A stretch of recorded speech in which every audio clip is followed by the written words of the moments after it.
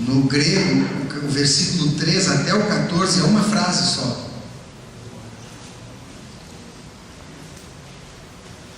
Então vamos ver se a gente consegue acabar essa frase hoje, chegar até o versículo 14. Então feche seus olhos. Pai, para que existe a igreja, Senhor? A igreja existe para anunciar o Teu Evangelho e pregar a Tua Palavra. Por isso nós nos reunimos hoje aqui, ao redor da Tua Palavra, ao redor de Ti, para que o Senhor nos ensine, fale ao nosso coração, que nós recebamos, Senhor, não somente informação na nossa mente, mas que nós possamos receber vida no nosso coração. Que a pregação do Evangelho seja transformadora na nossa vida, seja transformadora na vida da igreja, seja transformadora na vida da cidade. Nós entregamos mais uma vez essa reunião nas Tuas mãos, para que Tu faças segundo o Teu querer, segundo a Tua vontade, em nome de Jesus. Amém? Amém. O pessoal lá de trás vai conseguir ler quando eu escrever aqui? Não? Hã? Quem quiser sentar aqui na frente é o mesmo preço, viu? Sobe no banquinho, pastor.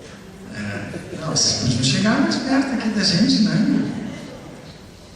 A gente foi até o 4, né? Bendito o Deus, versículo 3.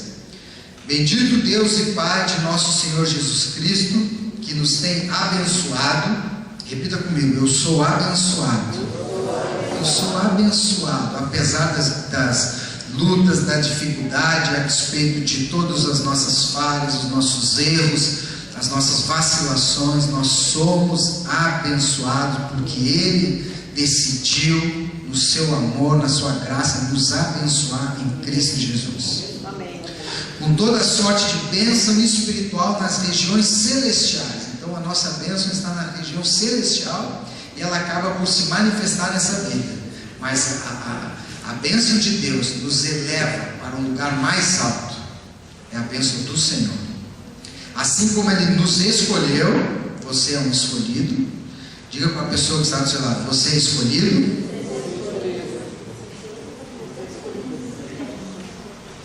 Antes da fundação do mundo.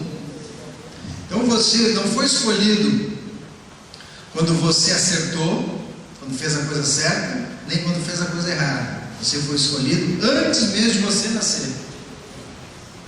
Antes de existir mundo, em Cristo nós já fomos escolhidos.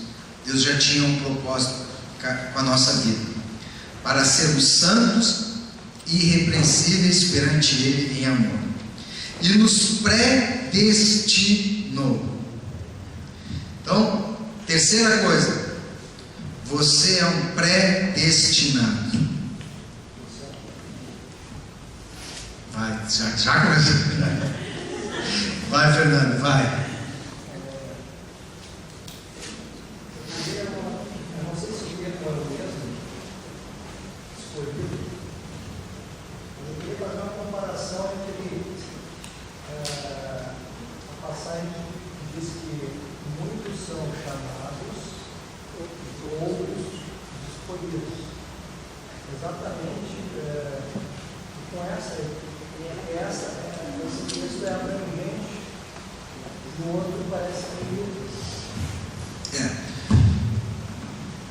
Ali onde muitos foram chamados e poucos escolhidos, a noção do grego, o que parece assim?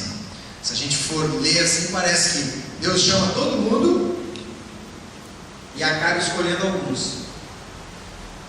Você foi chamado, agora tem o segundo ponto: você tem que ser escolhido, né? Parece que Deus chama todos, mas a noção do grego seria assim: muitos são chamados, mas poucos atendem ao chamado.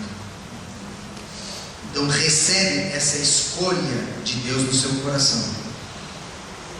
Então é nesse sentido. Deus chama todos em Cristo. A salvação de Deus providenciada em Jesus na cruz é para todos, mas nem todos atendem a isso. Nem todos recebem isso na sua vida. Quando nós formos falar aqui sobre graça, a gente vai falar um pouco sobre isso. predestinado quer dizer que Deus tem para você um destino.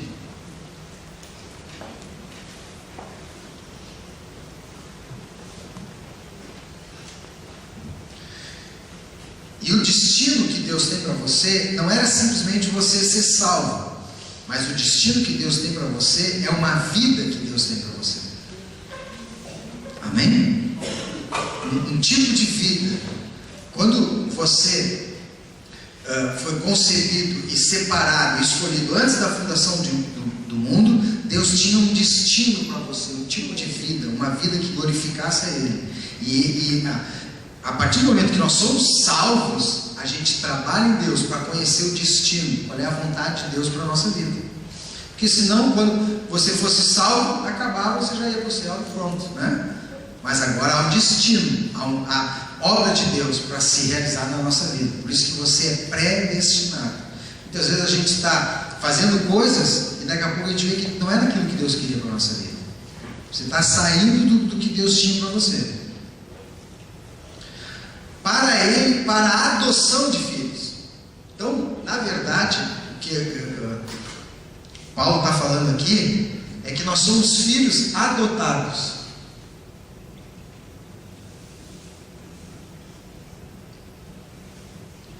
O destino passava pela adoção. Aí a gente pode pensar assim, tá, mas por que nós somos filhos adotados? Por que nós não somos filhos gerados por Deus? Porque o filho que é gerado, a filiação dele vem da lei.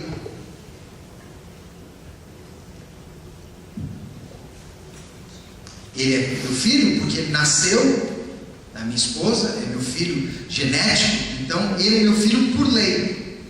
Agora, o filho adotado é o filho que veio pela graça. Eu escolhi ele como meu filho. Então, por isso que é predestinado. Nós somos escolhidos pela graça. E a partir do momento que a gente recebe a graça de Deus, a gente tem os mesmos direitos que se fosse um filho da lei. Então por isso que Ele nos adotou, Ele nos escolheu em Cristo Jesus, para Ele, para a adoção de filhos, por meio de Jesus Cristo, segundo o beneplácito. O que é beneplácito? Aqui predestinou, até para falar ali o que o Fernando falou, é proborizas.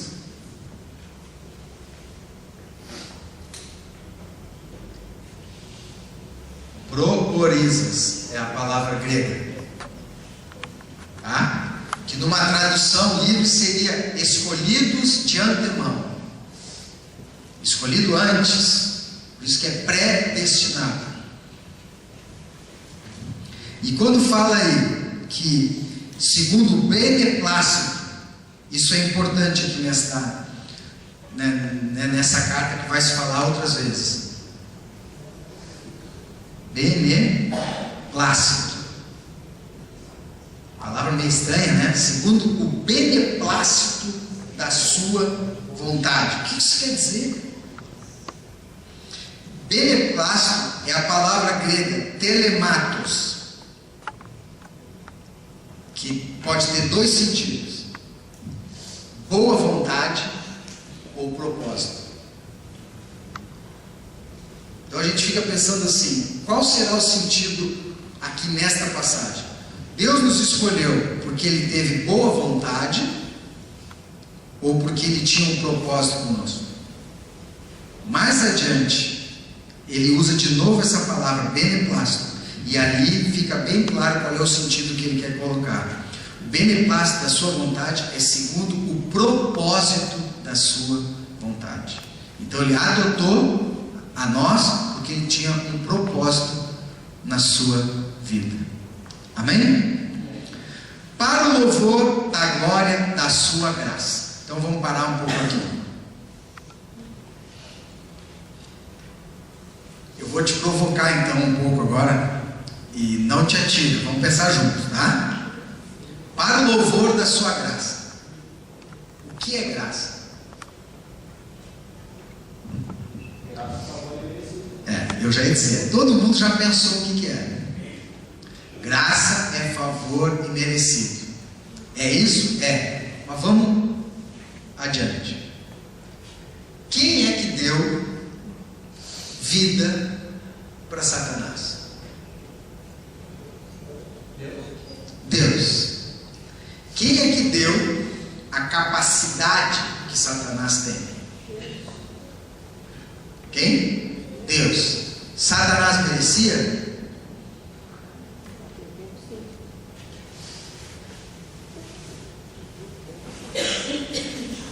Merecia a vida e a capacidade dele? Você acha que merecia, sim ou não? Hã? Naquele tempo, sim. Hã? Naquele tempo, sim. Não merecia? Aí nós vamos poder pensar assim, mas então Deus deu graça para Satanás? Se graça é favor e merecido? Satanás também não merecia. Mas antes de revelar, ele merecia? Ele tinha mérito? Eu preciso existir? Não, Deus é que deu. Então Deus agiu com graça para Satanás? Não, porque graça é favor e merecido em Cristo. Graça é favor e merecido que Deus nos dá através de Cristo. Porque se graça fosse simplesmente só favor e merecido, nós poderíamos pensar assim: por que Jesus teve que morrer na cruz?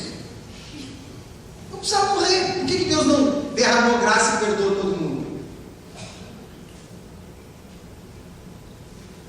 Né? Para que teve que Jesus vir, sofrer, se expor lá, ser crucificado? Bastava Deus ser gracioso e dizer: tá bom, estão todos perdoados. Então, graça, ela tem a noção de gratuidade, mas junto com justiça. É favor imerecido dado por Deus através do ministério de Cristo. É a intervenção de Deus na minha vida por causa de Cristo. Graça está vinculada à obra de Jesus. Então, graça é favor imerecido da parte de Deus em Cristo Jesus. E graça também é a disposição de abençoar, de salvar, de santificar, de adotar da parte de Deus pela minha vida, por causa de Jesus. Então quando a gente fala assim, olha, Deus é um Deus de graça, Deus derrama a sua graça, o que ele está dizendo? Que Deus tem vontade de nos abençoar, que Deus tem vontade, a boa vontade de nos salvar. Mas tudo isso condicionado à obra de Cristo. Então, isso aí é um pouco paradoxal. A graça é incondicional, porém condicionada a Cristo. É incondicional da minha parte. Eu não preciso fazer nada para receber a graça. Deus derrama a graça sobre a minha vida. Mas foi condicionada à obra de Cristo na cruz. Então, graça é disposição de Deus para me abençoar, disposição de Deus de me salvar, disposição de Deus de me perdoar, mas também transmitir Cristo na minha vida. Por isso que o diabo não recebe graça, porque ele não recebe Cristo na vida dele. Ele não é transformado pela obra da cruz na vida dele. Nós teríamos que encontrar outra palavra para falar de Satanás. Quando fala de graça, fala da disposição de Deus a abençoar os homens em Cristo, através de Cristo. Porque muitas vezes as pessoas querem graça sem Cristo, e daí nós vamos entrar em algumas polêmicas. Porque se Deus é um Deus gracioso, então pronto, perdoa todo mundo. Ele perdoa todo mundo por causa da obra de Cristo. Então, graça e Cristo estão graça e a obra de Cristo estão unidas. Então, quando Deus derrama a graça sobre a vida de uma pessoa, salvando, aquela pessoa também recebe Cristo para ser transformada pela obra de Cristo. Amém? Essas coisas são importantes porque lá no final Foi aquela pergunta bombástica do irmão Antônio na última reunião, né? Porque daí nós temos uma linha teológica que diz, ó, Deus escolheu, Deus predestinou, são só aqueles que vão ser salvos. Tem outro, não, a partir da liberdade que Deus dá no ser humano de escolher a Cristo. E tem uma outra linha teológica que é o universalismo. Qual é que é essa linha? Todos vão ser salvos. Todos vão ser salvos. Então, por isso que, qual é o nosso entendimento? Graça de Deus é derramada em nós por causa de Cristo. Amém? Então, ó, segundo, por meio de Jesus Cristo, segundo o propósito ou beneplácito da sua vontade, para o louvor da sua graça, que Ele nos concedeu gratuitamente no amado. Então tu vê, Paulo logo coloca a graça e põe Cristo do lado, gratuitamente, e o amado do lado. Ele sempre coloca os dois juntos, graça e Jesus.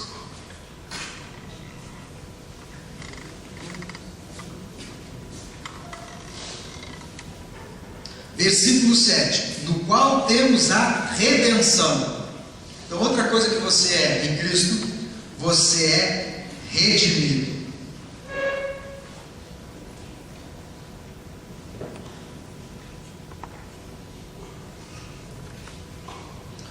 O Evangelho é uma história de redenção. Toda história de salvação é uma história de redenção. Qual é o sentido ao dizer redimir? O que quer dizer eu fui redimido? A gente busca esse sentido no Antigo Testamento. Quando é que algo era redimido no Antigo Testamento? Era assim: quando uma pessoa estava endividada, ela pagava com os seus bens, o seu gado, com as suas ferramentas, com a sua terra, com a sua casa. E se tudo aquilo não pagasse ainda a dívida, o que ela tinha que pagar? Com a vida dela. Ela se tornava escrava. Você vê aquela mulher que vai correndo falar para Eliseu, eu acho, né? Dizendo, estão querendo levar o meu marido como escravo. Porque daí, quando as dívidas já ultrapassavam os bens, o homem que estava devendo era levado como escravo, ou dava um filho. E daí ele ficava lá como escravo para sempre? Não. Ou ele esperava o ano do jubileu. O que é o ano do jubileu? Perdoava as dívidas. Então os escravos voltavam para as casas. As terras que foram perdidas voltavam para os pobres. Era uma questão de estabelecer justiça em Israel. Olha como é diferente hoje, né? A pessoa enriquecendo, comprando terras, adquirindo terras, daqui a pouco era dono de tudo, até o jubileu. No jubileu, ele tinha que devolver aquelas terras. Era quase que uma segunda chance das pessoas começarem de novo e de trazer equidade, equilíbrio. A questão de justiça social na Bíblia sempre foi uma questão de equilíbrio, entendeu? Não era bom um ter muito e outro não ter nada. Então Deus colocou mecanismos na palavra dele para que houvesse um equilíbrio. Tanto que até mesmo quando Israel estava no deserto e Deus começou a dar a lei para eles, ele disse assim para eles: quando vocês estiverem em terra e vocês estiverem colhendo, eles lá no deserto não tinham nada ainda, mas Deus já tinha um propósito na vida deles, como dizendo, um dia vocês vão ter terra e um dia vocês vão ter uma boa colheita. Quando vocês passarem colhendo, o que cair no chão, não recolhe, deixa para quem que era aquele que ficava ali? Para os pobres. Então tu está recolhendo ali uva, vai recolhendo uva, botando no carro. Caiu umas uvas, não volta atrás para recolher. Deixa que os pobres venham. Aí é Ruth, né? Ruth, que ia atrás lá no campo de Boaz, recolhendo daquilo que caía, e daquilo ali ela conseguia sobreviver. Então sempre tinha uma questão de justiça social. Então, até mesmo no ordenamento jurídico falava assim, olha, não vai tirar a cama que ele dorme, não vai tirar. Sempre tinha mecanismos para manter o equilíbrio. Então, foi vendido escravo, jubileu. O jubileu era de quantos anos? 7. Não, 50. Não foi a salvação. Eu tinha aqueles 7 anos de jubileu. Sim, era o Yom Kippur, mas era os 50 anos de jubileu. Por isso que até hoje a festa de jubileu é 50 anos, né? Isso era muito barbado. Então tu imagina, a pessoa com 30 anos foi dada como escravo, ela só deixava de ser escravo com 80. 30 mais 50? Ah, de quanto era ali, né? Só se porque o jubileu era de 50 e 50. Mas vamos dizer que era no ano do jubileu que ele ficou. Deixava ele endividar mais para longe, né? Mas tinha uma outra maneira de redimir, que é o que é essa noção de remissão, de redenção, que Paulo fala aqui. O que é? Alguém ia lá e dizia assim, por que ele é teu escravo? Porque ele está me devendo tanto, então eu pago. Pagava a dívida dele, retirava ele de escravo e devolvia ele para casa. Esse era o Redentor, aquele que redimiu aquilo. Então, redenção no aspecto bíblico é pegar algo que estava como escravizado, preso e libertar. Então, quando ele fala que nós fomos redimidos, nós estávamos presos, escravizados no quê? No pecado. Vai, Fernando. Falaste de libertar, mas digamos que fosse o irmão, o parente nosso, próximo, pagasse a dívida. Na realidade, aquele que havia sido redimido, ele se tornava não no livro propriamente dito. Todo o seu marido, ele passava aquela. Sim, ele poderia, mas daí era um outro instrumento. Né? Ele poderia se tornar meu escravo, que eu paguei para ele, ou poderia responder a mim. Sim, nesse sentido. Mas eu vou falar a palavra hebraica daqui a pouco, que é a mesma palavra quando Jó falou, eu sei que o meu Redentor vive. E a palavra que Boaz fala, eu sou o... Eu já vou dizer essa palavra. Mas não acaba porque na realidade nós somos livres, nós somos livres libertos do pecado, nós somos feitos do dia certo da justiça, e na realidade nós continuamos. Já entendi onde eu ia chegar. É isso aí. Livres, Lutero diz que o cristão é livre de todos e escravo de todos. Livre, porque Cristo nos libertou, mas agora, por eu ser livre por Deus, eu me torno servo de todos. É nesse sentido, aí sim. Mas a redenção é trazer essa liberdade, né? Então é nos tirar do domínio do pecado, porque o pecado ele tem algumas atuações em nós. Uma é a culpa do pecado. Então em Cristo nós já fomos livres da culpa do pecado. Mas o pecado ele também é opressor. Muitas vezes a pessoa está ali e, Deus já me livrou do pecado, então agora eu posso pecar. Eu já não tenho mais culpa. Não, mas Ele quer te libertar dessa opressão do pecado que te faz pecar. Então aí começa a obra de santificação, de transformação da nossa vida. Não é simplesmente eliminar a culpa. Ele continua a trabalhar para retirar essa opressão, esse domínio do pecado sobre nós.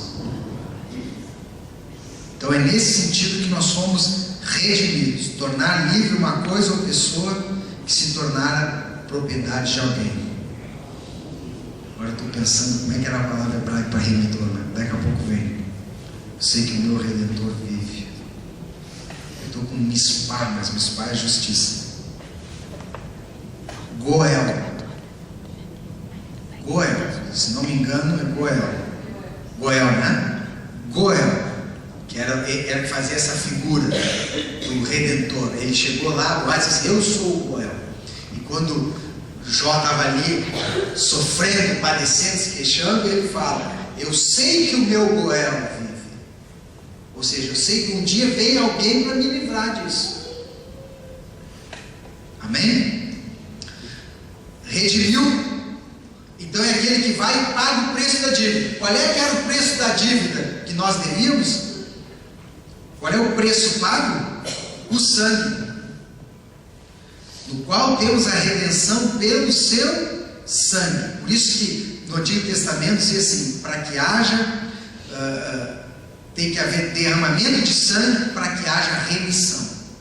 Então o sacrifício tinha que ter derramamento de sangue. Então o preço que Deus pagou foi o sangue do seu Filho, para que nós fôssemos redimidos, a remissão dos pecados, o perdão dos pecados, segundo a riqueza da sua graça. Amém? Versículo 8. É tudo Deus falando. Vê, do 13 ao 14 vai falando do propósito de Deus aqui.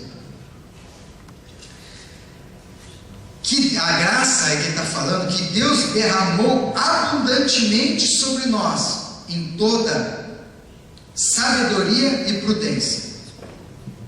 E aqui é interessante.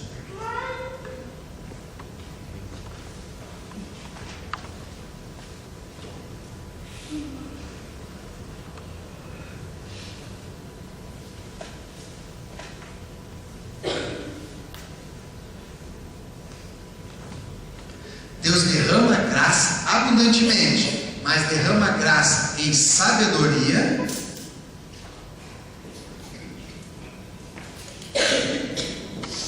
e prudência.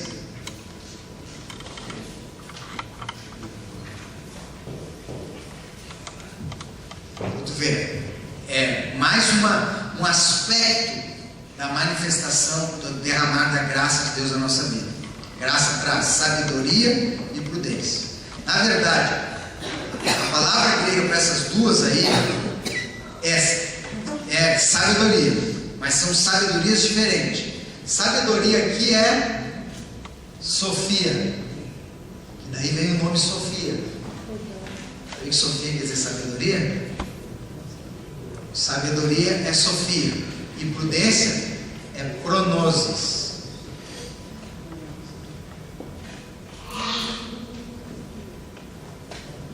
Sofia é sabedoria, e Pronosis também é sabedoria. E para nós aqui, prudência dá uma ideia assim: Deus nos dá sabedoria e prudente, você prudente fazer as coisas. Só que Sofia é uma sabedoria quanto às essências. Tem agora certo? Não tem mais, né? Aqui não, agora com a. Não tem mais com a. Não. Palavra terminada em ditom não tem mais, né? Então, ó, Sofia é uma sabedoria segundo a essência. O que é isso? É a gente olhar as coisas e conhecer a essência daquilo, não só a aparência. É um conhecimento na profundidade das coisas. Tem coisas que a gente olha e parece que são boas, mas a essência é má. Daqui a pouco o mundo tem muita tentação para nós. E por que nós somos tentados? Porque aquilo, de certa forma, tem uma aparência de coisa boa. Ninguém é tentado por uma coisa ruim. Não é verdade? Se tem uma coisa que você não gosta, que não tem tentação nenhuma. Por exemplo, poderiam me dar aqui um maço de cigarro, colocar aqui e ia ficar a vida inteira aqui, eu não ia nem olhar, eu não vou nem no cheiro daquilo. Não é tentador para mim. Agora, a pessoa que já lutou contra o vício, que teve uma dependência da nicotina, aquilo, para ela, aquilo é bom. Tem algo de gosto, sentido. Então ela é tentada naquilo. Então qual é que é essa sabedoria? Embora a aparência seja boa, eu vejo a essência que não é boa. É conhecer a essência, a profundidade. É saber qual é o propósito da vida. Ser sábio é isso. Discernir, conhecer a essência da família, a essência do Evangelho, a essência da vida. É aquela sabedoria que os nossos pais também nos passam, né? Dizer, olha, a vida não é assim. É conhecer a essência, a pureza, a profundidade. E pronosis é sabedoria no agir.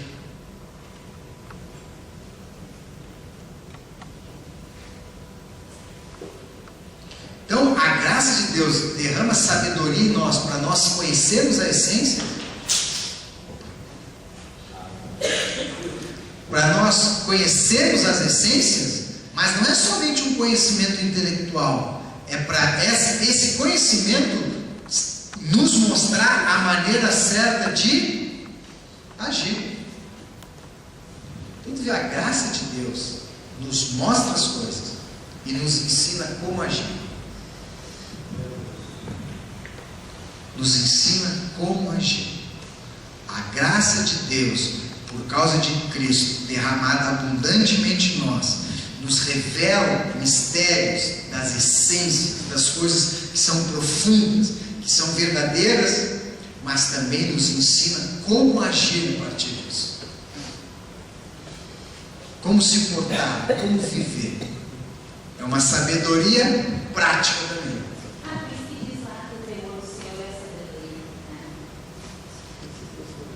Amém. Essência e agir. Tá bom? Versículo 9. Desvendando-nos o mistério da sua vontade. E o mistério aqui é no sentido não de um mistério de que era uma coisa escondida, mas era uma coisa que até então não havia sido revelada plenamente. E agora ela é revelada por causa de Cristo. Então a nós é revelado esse mistério. Quem conhece a Cristo agora conhece o propósito de Deus. Segundo o seu beneplácito. Eu não disse que ia voltar essa palavra? Então aqui a gente vê perfeitamente que é segundo o propósito que propusera em Cristo. Versículo 10. De fazer convergir nele na dispensação da plenitude dos tempos. Que frasão, né? Isso aí é. Na dispensação da plenitude dos tempos. Dispensação aqui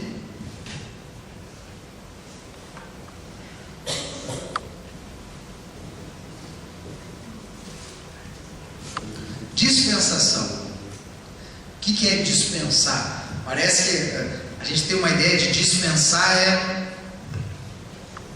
assim, espalhar, né? Pegar um copo d'água e jogar assim, uma dispensação. Dispensação da graça. Um derramar. Mas no grego é uma noção diferente. Dispensação, agora a gente vai gostar dessa palavra aqui. É oikonomia. Acho que é isso. Se não é isso, tem um H aí pelo meio.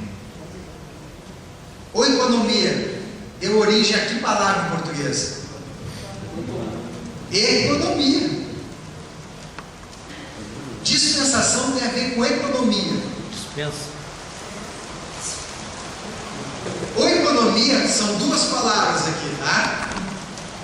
Oikos e nomos. Oikos, vocês já aprenderam em Filipenses. Tem a ver com diácono. Dia oikos. É aquele que andava entre as casas. Oiko é casa. Daí que vem a palavra ecumenismo. Todas as casas. E nomos, o que é? Lei. Então o que é economia ou economia? É a lei da casa. Quando você chega numa casa, tem ali uma lei de administração. Você vai lá na casa do irmão, ele vai dizer, bom, aqui em casa a gente toma banho nesta hora, a gente almoça tal hora, a gente, quando está frio, a gente fecha essa janela, quando está verão, a gente liga o ventilador. Tem regras da casa. A partir das 10 horas não ouve som alto, não dá para botar os pés em cima do sofá. Cada casa tem as suas leis. Então, quando a gente chega lá, a gente não pode chegar numa casa do que a gente quer, né? Chega lá o pretendente a genro, já chega lá abrindo a geladeira, pegando Não dura um dia. Exatamente, pega o suco, tira o sapato e põe as meias em cima do sofá.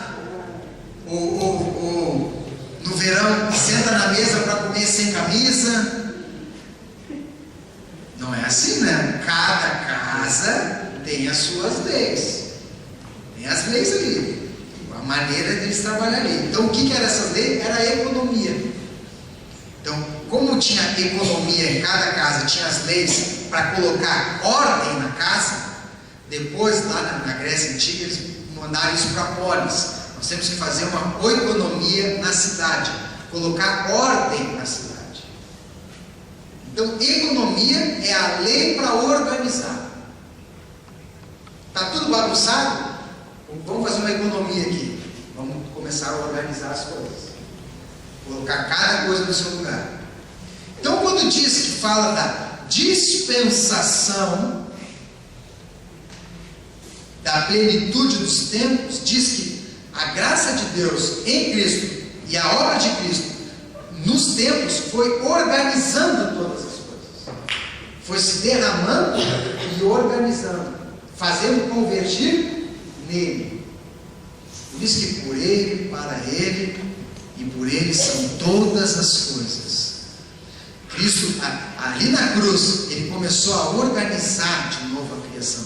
Por isso que a criação geme e aguarda a manifestação dos filhos de Deus. Essa organização é Deus colocando tudo no lugar certo através de Jesus, até o final dos tempos, quando tudo vai se submeter a Cristo e Cristo vai se submeter ao Pai. Sim, se equilibrou, caiu, e até o céu, teve rebelião no céu, teve consequências na terra. Então a obra de Cristo é para organizar, equilibrar, colocar tudo na ordem de novo.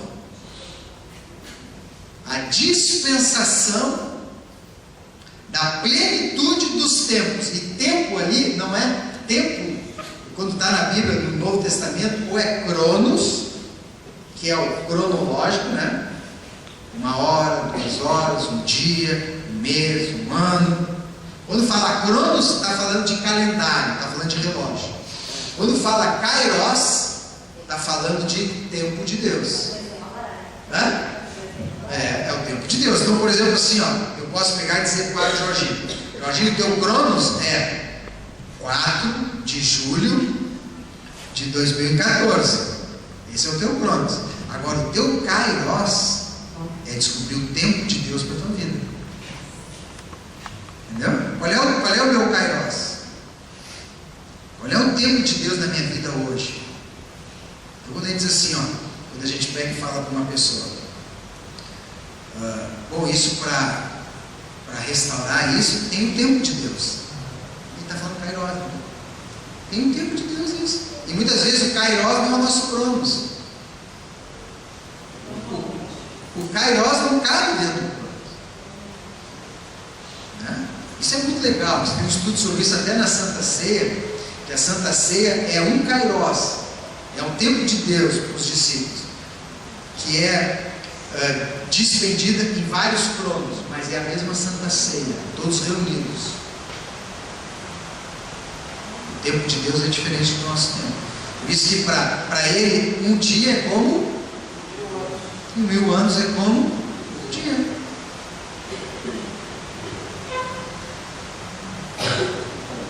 Então Deus tem um tempo para você. Amém?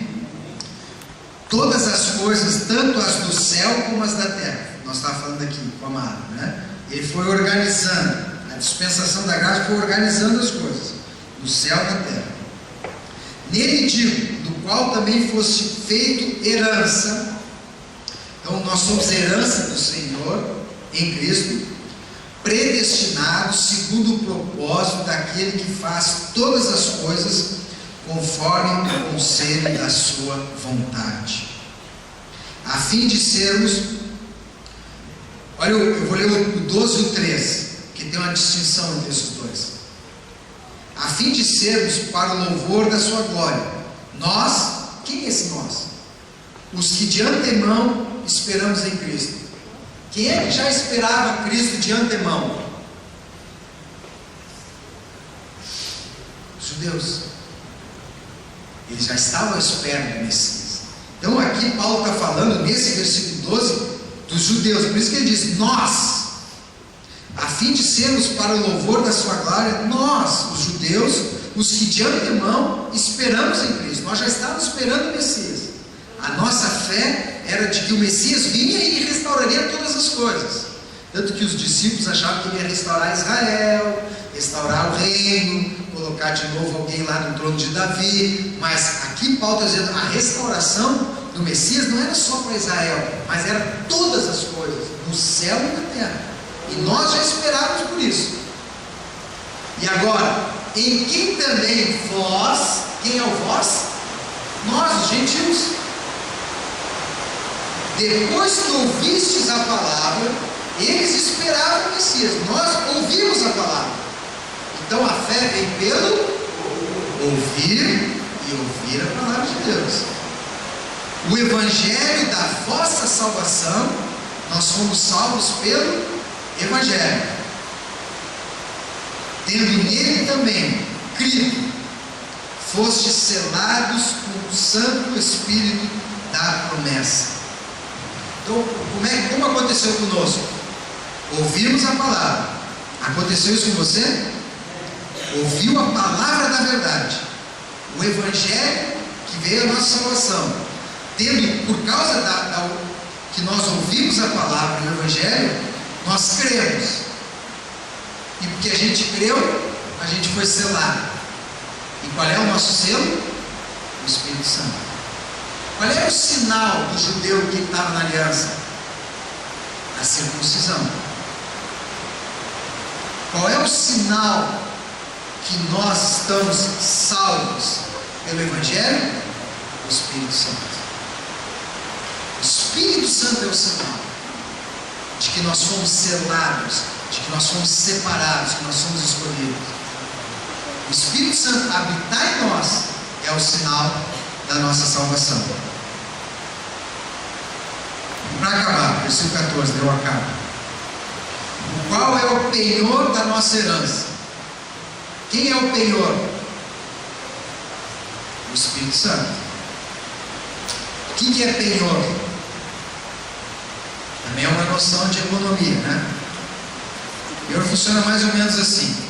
Eu ia pedir um dinheiro emprestado porque estou precisando de R$1.000.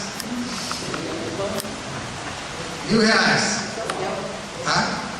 Aí ele ia dizer assim: tá, eu te empresto, mas qual é a garantia que eu tenho para pagar? Ele ia dizer assim: eu vou deixar contigo a chave do meu carro,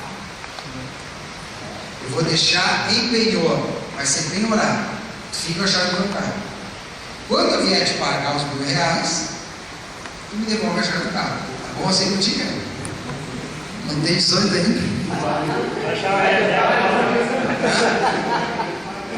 A chave é reserva. Deixa a chave reserva. O penhor, o que era? A garantia de que eu ia pagar.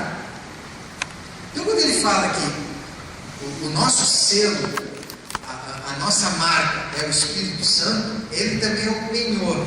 É como que Deus diz assim: ó, vocês tenham certeza, embora pareça que demore a volta de Jesus, embora que pareça que as coisas muitas vezes não funcionam do jeito que a gente imaginava, Deus nos deu um penhor, uma garantia do propósito dele na nossa vida.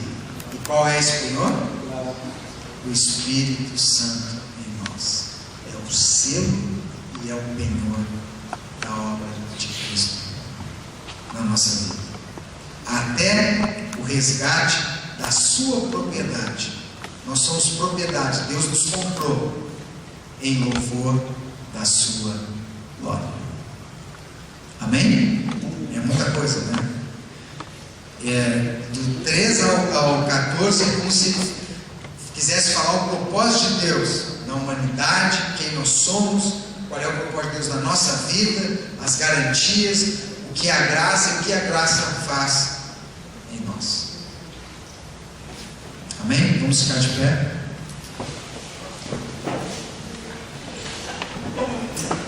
Dúvidas? Hã? O que? Essência? Olha que já mudou isso aí.